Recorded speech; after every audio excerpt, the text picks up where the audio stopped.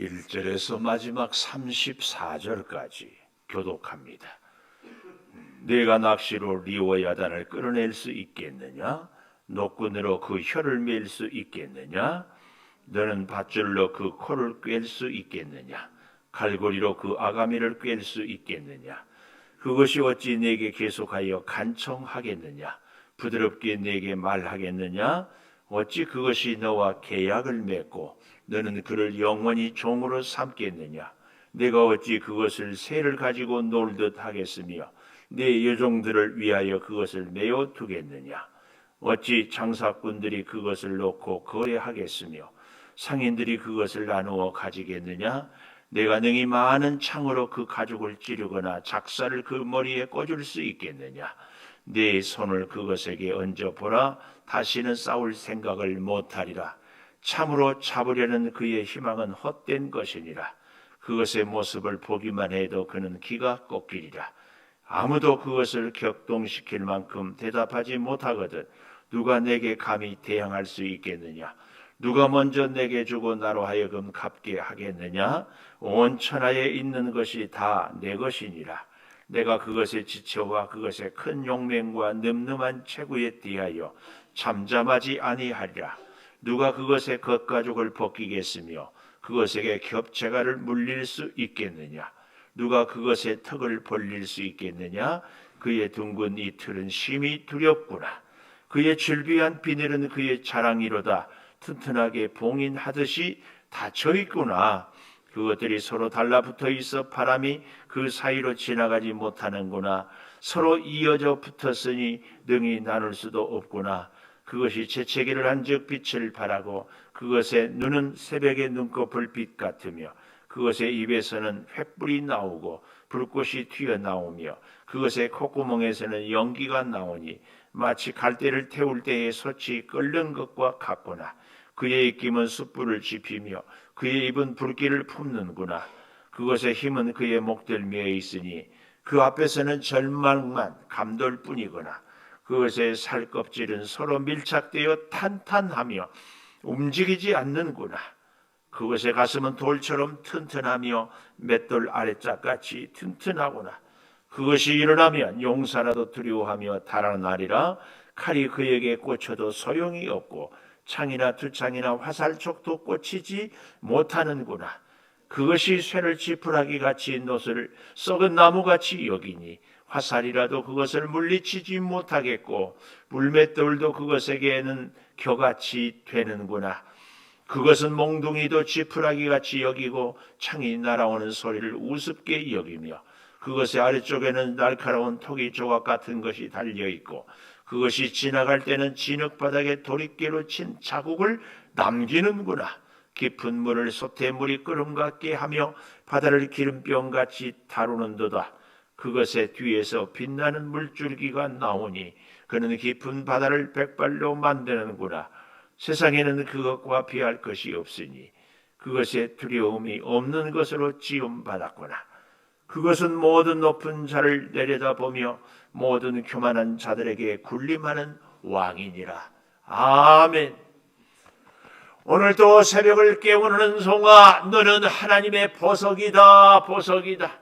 변함없이 새벽제단을 지키는 집사님은 하나님의 보석입니다. 보석입니다. 보석입니다. 이 모든 것이 주님의 은혜입니다. 아멘. 아멘. 오늘 41장 보고 오늘 저녁 수요 예배 때 1절에서 42장 6절까지 하고 내일 새벽이면 욥기를 마치고 금요일 새벽부터는 전도서를 같이 은혜를 나누도록 하겠습니다. 자, 오늘 여기 41장 전체의 제목 승리의 무기는 물음표. 승리의 무기는 물음표. 그 첫째로 승리의 무기는 물음표에서 그 첫째로 우리의 무기는 그랬습니다. 우리의 무기는 여기 1절에 보면 낚시로 리와 야단, 우리가 40장에서는 베헤못, 하마 비슷한 동물, 짐승, 여기 리와 야단은 악어, 거의 비슷한 각주에 이렇게 나와 있죠. 그러니까 이 베헤못이나 짐승이나 이 리워야단이라는 이런 짐승은 사람의 능력이나 사람의 어떤 힘으로는 도저히 제압할 수 없는 크고 강한 이런 짐승 혹은 세력을 의미하고 있습니다. 자, 그 리워야단을 사람의 우리의 무기는 낚시, 노끈, 밧줄, 또 갈고리 이런 것들로 끌어낼 수 있느냐, 혀를 맬 수 있느냐, 코를 꿰 수 있느냐, 아가미를 깰 수 있겠느냐, 그런 것들이. 그래서 우리들의 무기는 낚시라든지 노끈이라든지 밧줄이라든지 갈고리 이런 것들로 아무리 노력해도 이 리워야단을 이기거나 잡을 수 없다, 이것을 가르치고 있습니다. 그뿐만이 아니에요. 저 뒤에 26절에 좀 가보시면 칼이 그에게 꽂혀도 소용이 없고, 이 리워야단의 가죽이라고 할까요? 너무 탄탄해서 칼을 꽂아도, 그러니까 우리의 칼이 무기가 될 수 있고, 또 창, 투창, 화살촉도 꽂히지 못하는 거야. 그것은 이 리워야단이 쇠를 지푸라기 같이 여기고 노슬 썩은 나무같이 여기니 화살이라도 그것을 물리치지 못하고 물맷돌도 그것에게는 겨같이 되고 몽둥이도 지푸라기같이 여기고 창이 날아오는 소리를 우습게 여긴다. 이렇게 크고 강한 짐승이 이 리워야단이다. 그래서 이 리워야단을 이길 수 있는 우리의 무기는 없다, 그 말이에요. 없다. 그런데 그 리워야단이 또 좀 보십시오. 3절에 보면 그 리워야단이 어찌 네게 계속하여 간청하겠느냐, 부드럽게 네게 말하겠느냐. 결코 간청하거나 부드럽게 말할 리가 만무하다. 또 4절, 그것이 어찌 너와 계약을 맺고 너는 그를 영영이 종으로 삼겠느냐. 그 세력 혹은 그 짐승을 네가 종으로 삼을 수 없다. 또 새 가지고 놀듯 하겠으며 그것을 여종들을 메어둘 수 있겠느냐. 혹은 그 리워야단을 장사꾼들이 놓고 거래할 수도, 상인들이 나눌 수도, 많은 창으로 가죽을 찌르고 작사를 그 머리에 꽂을 수도 너는 없다. 결국은 내 손을 그것에게 얹어보라. 다시는 싸울 생각을 못하리라. 왜요? 아무리 인간이 노력을 하고 애를 써도 이 리워야단이라는 이 짐승 혹은 우리가 이 땅을 살아가는데 참 우리를 힘들게 하는 그런 세력들을 우리 사람의 방법, 기술, 무기로 도저히 이길 수 없다, 그 얘기입니다. 여기에 비하여서 우리 사람의 힘은 이렇게 보잘것없는데 리워야단의 무기는 아주 막강합니다. 12절부터 한번 보면은요, 두 번째로 리워야단의 무기를 소개하고 있습니다. 12절 보십시오. 내가 그것의 지체와 그것의 큰 용맹, 지체, 용맹, 늠름한 체구에 대하여 잠잠하지 아니하리라. 누가 그것의 겉가죽을 벗기겠으며 창도 들어가지 않은 아주 튼튼한 겉가죽, 또 그에게 겹체가를 물릴 수 있으며 누가 그것의 턱을 벌릴 수 있고 누가 그의 둥근 이틀을 심히 두렵구나. 질비한 비늘이 그의 자랑이고 튼튼하게 봉이 나듯이 닫혀있고 서로 달라붙어 있어 바람도 그 사이로 지나가지 못하고 서로 이어져 붙어 나눌 수도 없고 재채기를 한즉 빛을 발하고 눈은 새벽에 눈꺼풀 빛 같고 입에서는 횃불이 불꽃이 튀어나오고 콧구멍에는 연기가 나오지 마치 갈대를 태울 때에 솥이 끓는 것과 같구나. 그의 입김은 숯불을 지피며 입은 불길을 품고 그의 힘은 목덜미에 있으니 그 앞에서는 절망만 감돌 뿐이구나. 살껍질은 서로 밀착되어 탄탄함이고 움직이지 않고, 가슴은 돌처럼 튼튼하며 맷돌 아래짝까지 튼튼하거나, 그것이 일어나면 용사라도 두려워하며 달아나리라. 그러니 칼이 꽂혀도 소용없고 창투창 화살촉도 꽂히지 못하고, 새를 쥐뿌라기 같이, 노슬 썩은 나무같이, 화살도 물리치지 못하고 물맷돌도 겨같이 되구나. 이렇게 아주 크고 강하고 어떤 사람의 무기로도 도저히 이길 수 없는 이 짐승이 리워야단.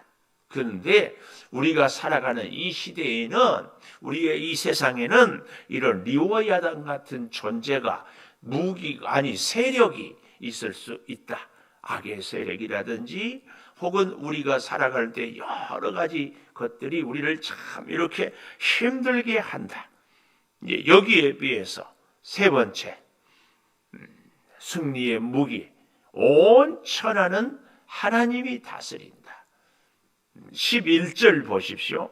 누가 먼저 내게 주고 나로 하여금 갚게 하겠느냐?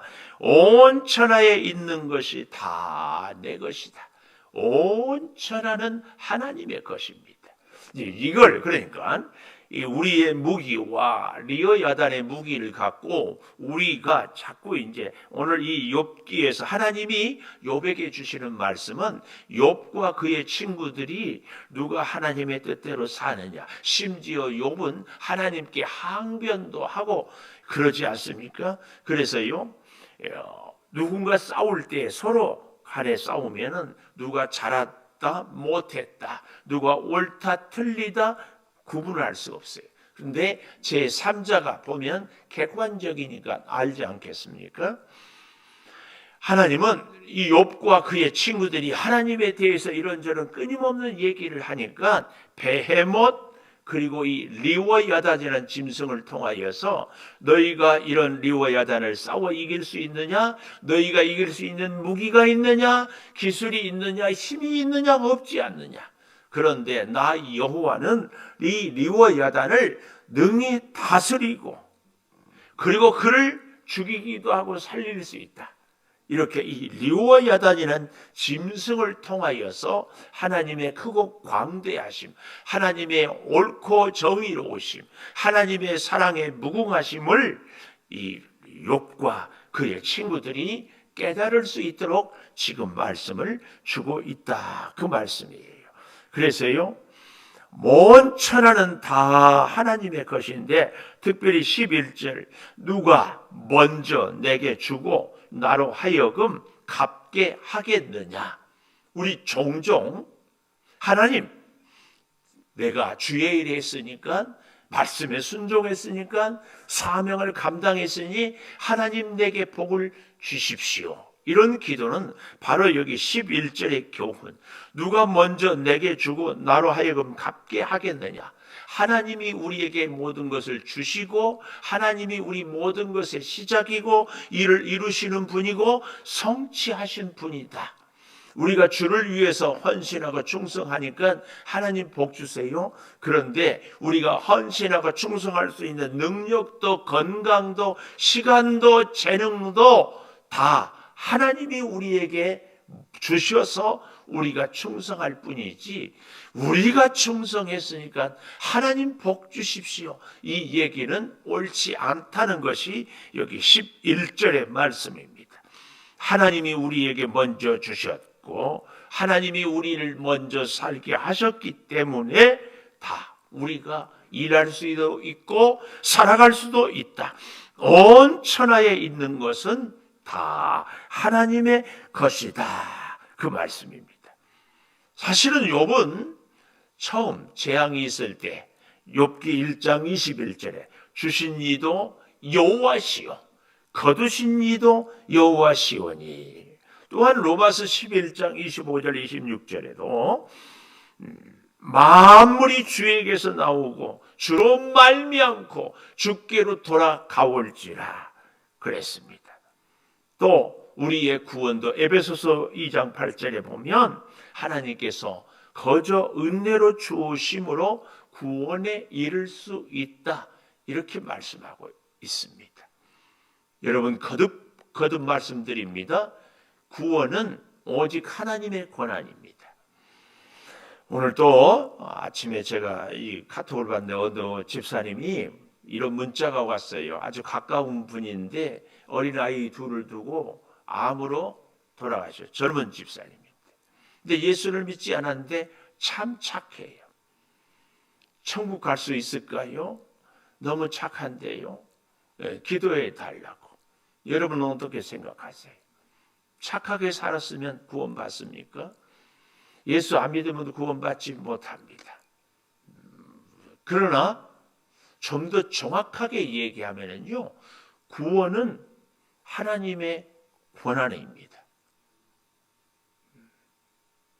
자꾸 말씀드려서 죄송하지만 우리 통합 측은 WCC에 가입되어 있으니까 구원받지 못한다.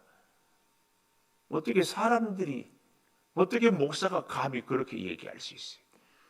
구원의 절대 권한은 하나님께 있습니다.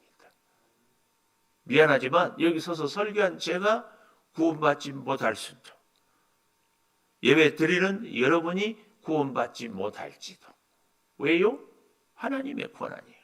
그래서 만들어낸 얘기는 하지만 제가 참 공감하는 얘기가 있어요. 천국에 대한 건데요.